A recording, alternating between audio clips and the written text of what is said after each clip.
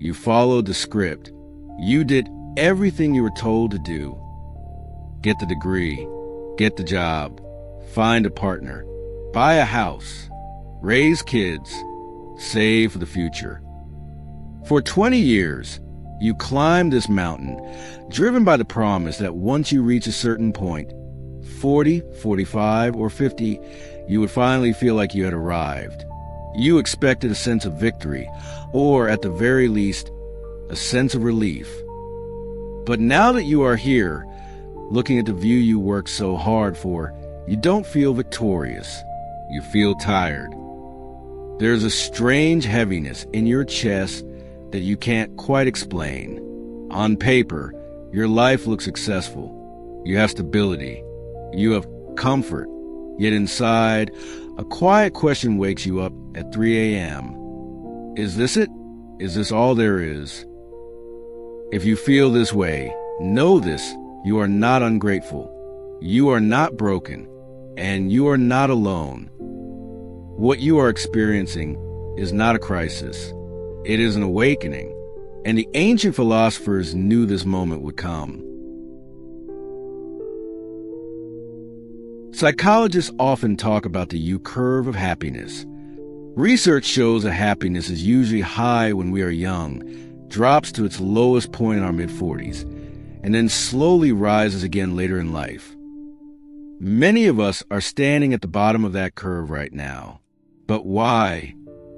The problem is not that you failed. The problem is that you succeeded at the wrong game. In the first half of life, we are driven by acquisition. We collect skills, money, status, and relationships.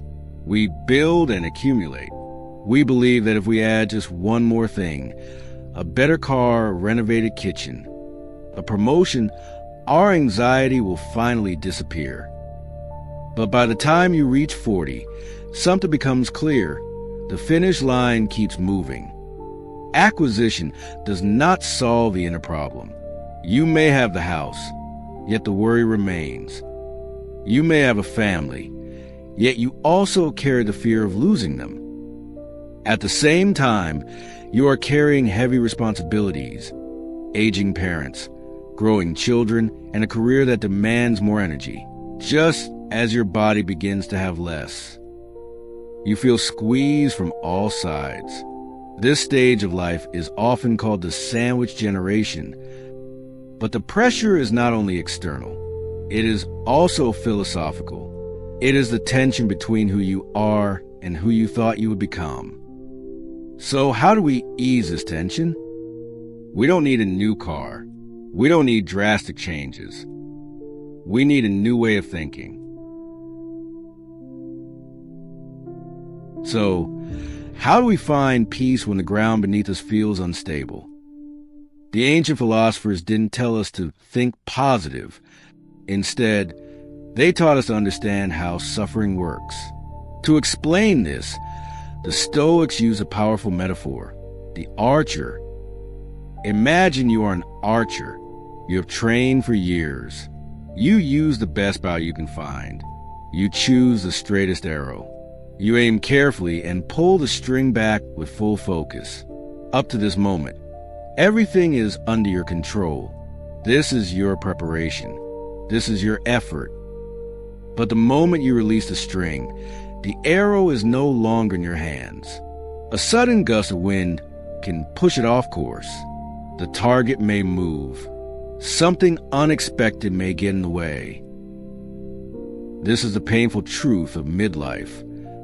We suffer because we keep trying to control the arrow after it has already left the bow. You may have done your best raising your children, but you cannot control the choices they make as adults. You may have worked hard for a promotion, but you cannot control company changes. You may have taken care of your health, but you cannot control aging or genetics. The Stoic philosopher Antipater taught that our peace should not depend on hitting the target. It should depend only on how well we aimed. If you can look in the mirror and honestly say, "I aimed well," then you have already succeeded. The outcome belongs to fate. The effort was yours. But letting go is hard, especially when we are afraid of losing what we have spent years building. This brings us to a powerful story from the Thai meditation master Ajahn Chah. One day, someone asked Ajahn Chah how he could remain so calm and happy despite the chaos of the world. He picked up a beautiful ceramic cup and held it up. He said, "Look at this cup. It is beautiful. It holds my water. I like this cup, but to me, this cup is already broken." The student was confused. Ajahn Chah continued, "I know that one day this cup will slip from my hand or be knocked over. It is in its nature to break. Because I understand this, every moment I have with it is precious. And when it finally falls and shatters, I do not cry. I simply say, 'Of course,' because it was already broken." This is the wisdom of impermanence. In our 40s and 50s, much of our pain comes from shock that things are changing. We are shocked that our parents are growing weaker, shocked that our bodies ache, shocked that our careers shift in unexpected ways. We cling to the cup and shout, "Don't break. Stay exactly the way you were 10 years ago." But life is not a statue. It is a river. To see your youth, your status, or even your loved ones as already broken, not in a tragic sense, but in a realistic one, is a form of freedom. This does not mean you care less. It means you care more, but you hold more gently. You love more deeply because you know time is limited. You enjoy your health today because you know it is not guaranteed tomorrow. When you accept that the arrow has left the bow and that the cup is already broken, the heavy weight on your shoulders begins to fade. You stop fighting reality, and finally you are free to live within it. So, how do we actually apply this? How do we find peace when the mortgage is due and your back hurts? We begin by shifting from acquisition to subtraction. In the first half of life, happiness comes from adding things. In the second half, it often comes from letting things go. First, subtract expectations. Look at your life as it is now, not the life you imagined at 20, but the one you are living today. Can you find something meaningful in it?